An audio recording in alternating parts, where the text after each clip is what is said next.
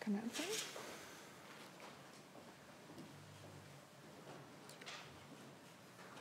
So, good morning, everyone. Thank you for coming. As announced, Director General Kluttig and Minister Ferracci will make short statements. Afterwards, they're happy to answer a few questions. We have 15 minutes, and I just gently ask you to briefly state the medium you work for. So, Mr. Kluttig, the floor is yours. Ladies and gentlemen, I'm very happy and delighted to be here with Minister Ferracci today. We just had an excellent meeting on Franco-German collaboration. We discussed key economic and industrial policy issues. The German-French economic collaboration will continue to be the key driver for economic policy at the European level. And this is even more true as we are tasked with shaping a new EU agenda for the years to come. Mario Draghi's report on the future of European competitiveness and Enrico Letta's report on the future of the internal market have a clear message. There is enormous need for action, and we need to act now. That's why we must create a new economic momentum in Europe by implementing intelligent green economic and industrial policies. We need to unleash the required investments and boost growth and competitiveness. Building on the Green Deal and Green Industrial Plan, we must now take the business case for green and digital transformation further.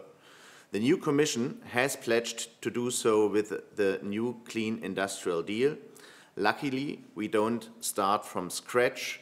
Minister Robert Habeck and the then French Economic Minister Bruno Le Maire already proposed a German-French initiative to boost growth in Europe over the next 5 years. In addition to a clear commitment to rapid progress in the green and digital transformation, we remain committed to maintaining energy-intensive industry in the EU, modernizing European state aid law, and reducing bureaucratic burdens for our companies. Together, we will support the European Commission in tackling these crucial issues as well as required sectoral industrial policy measures. We will do so in a spirit of trust and friendship and with a shared willingness to create progress and prosperity. Minister Habeck and Minister Armand will pick up on this initiative and increase German-French collaboration on the most pressing competitiveness issues further. I'm therefore very grateful that the Minister came to Berlin and that we've had the opportunity to discuss these important issues concerning the Franco-German collaboration and the future of the EU. Thank you. Thank you very much, ladies and gentlemen. I'm very pleased and thank you for your words, Mr. Kluttig, sorry. Well, I think that it was a very important and interesting meeting. We share the same view about the necessity to grab the opportunity of the Draghi's reports in order to enhance European competitiveness. I think that this report is really a wake-up call and should be a wake-up call to all of us. And I think that we need to build an agenda that is suitable with our views. What I think also, and I think that this is a common vision, is the idea that decarbonization is still a path that is needed for our industries. And I think that we need to keep this path, we need to strengthen this path, and the opportunity of the Clean Industrial Deal is open to balance the transition, the ecological transition objective with the competitiveness ambition. And I think that this point was key in our exchanges.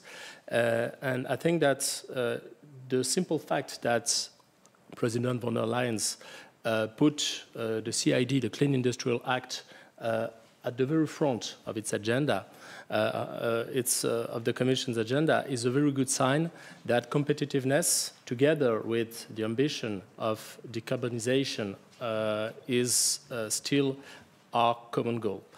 And I think that in the next few weeks, we should act together on this common agenda. France's position is that there are some emergency issues. Concerning key sectors. I think of the automotive industry, I think of the steel industry, and we will propose some measures in the next few weeks to sustain demand in these sectors, measures to achieve some level playing field towards our competitors. This is very important. And I think that when it comes to especially the automotive industry, we also need, at least this is the position of the French government, we also need to get some time to set an agenda in order to sustain and to support the industry. And that means to us that we should, or the Commission should think of postponing the fines that could be paid by car manufacturers in the framework of the CAFE legislation. I think that this decision will help setting an agenda for the next few years, and I think that this would avoid some bad consequences for the whole value chains, because if fines are to be paid for some manufacturers, this will have implications for the whole value chains, with reducing the production and the selling of thermic vehicles. So I guess that we share the same objectives in the long run, and we are looking forward, me and Antoine Armand, French economy minister, to continuing our job together in order to have an ambitious, to have an assertive industrial policy in the next few years. So now time for questions. Yes, sir. Thank you, Jonathan Pakroff, for your active. My question to Mr. Kluttig. Now, your colleague mentioned that the French government wants a postponement of the fines under the CO2 standards for cars, which start applying next year. Does Germany agree to this? And then secondly, on competition policy, the new Commission announced that it wants to allow for more scale and therefore update the competition rules. Is this also in the German interest? Because State Secretary Giegold said in September in Brussels that he does not want a far-reaching reform to competition policy. Okay.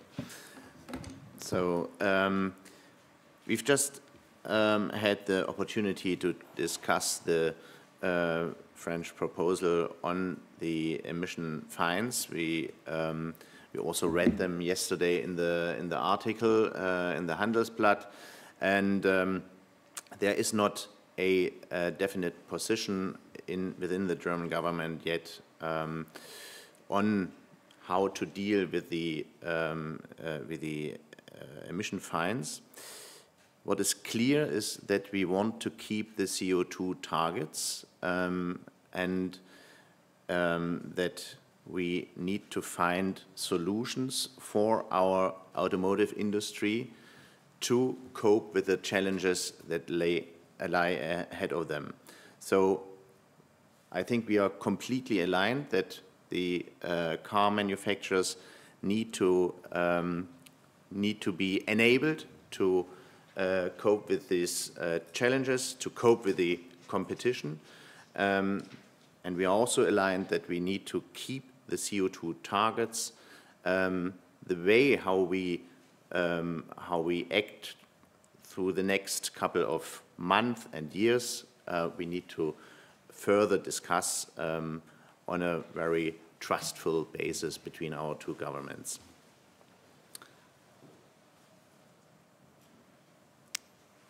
So you had a question as well? Oh, yes, sure. Thibault Madelin with the French newspaper Les Echos. Perhaps could you expand a little bit on that? What sort of, theoretically, what could have means could you put forward to help the manufacturers to respect this deadline? And even if the German government doesn't have a position yet, does your ministry have a position on that matter? And perhaps a question to Mr. Ferracci. How concerned are you that the German government, considering the difficult talks going on in Berlin, may not be in a position to have a position soon? Well, we are open to have an early review of the regulation, also for the Hier. But in the end, it is up to the Commission to make any proposals how to cope with the situation we face right now. And for the question, obviously I won't comment on the political situation in Germany, but I would answer by saying that as long as we share the same long-term objectives, as long as we share the idea that competitiveness of the European industry and the ambition of staying on this path of decarbonization, as long as we share these objectives, I think that in one way or another we'll find some ways. We may have some differences or different views on some details, on some details, but I think that we will be able, because of the Franco-German friendship and because we have, and we talked about that with Udo Philipp and Bernhard, we have a very good relationship and personal relationship. I think that we will be able to find some ways as long as we share these long-term goals and objectives. Thank you. So we have time for one more question. Yes. If no one else wants, I take the chance. Thanks. Next week there is the hearing of the Stéphane Séjourné, the potential next commissioner for industrial policy. What are your expectations to him? All right. Well, first of all, the Stéphane Séjourné hearing will be about his commissioner post. So it's a matter for the European Union and the Commission, and not directly for the French government, because he doesn't represent, and he won't represent the interest of the French government, as you know. But what France expects is an ambitious view of what should be the European industrial policy. And I think that in terms of industrial policy, but also in terms of adjusting our tools and coordinating our tools, trade policy, competition policy, industrial policy, all these tools, all these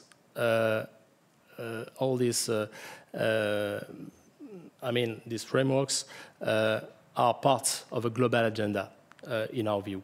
I think that it is very important that we have a coordinated industrial policy, and that we take into account the fact that our competitors, namely the US and China, have very offensive policies.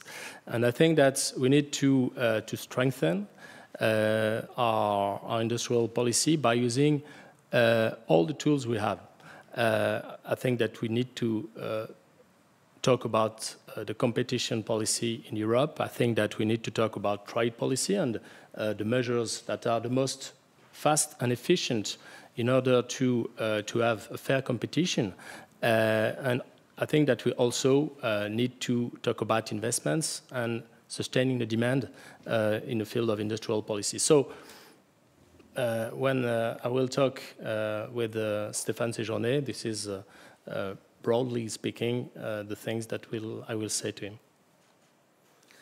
Well, I totally agree with what was said. Basically, what is most important is that we bring back competitiveness to Europe. And therefore, it's important that we have a very ambitious clean industrial deal presented by the European Commission. And we need to create an environment for investments. We need to bring down red tape. We need to cut red tape. We need to fastening the permission and planning procedures. We need to incentivize investments into new technology, but we also need to take care of our energy-intensive industry. The Draghi report has been a wake-up call, and as I said before, it is necessary to act, and it is necessary to act now. And maybe just to add a point, I think that it is very important that we take into account both the supply side and the demand side in every industry. And I think that we also agreed on the fact that we need to work and think together about how we incentivize the demand, especially for the car industry. So thank you very much for your time and your attention, and I wish you all a good day.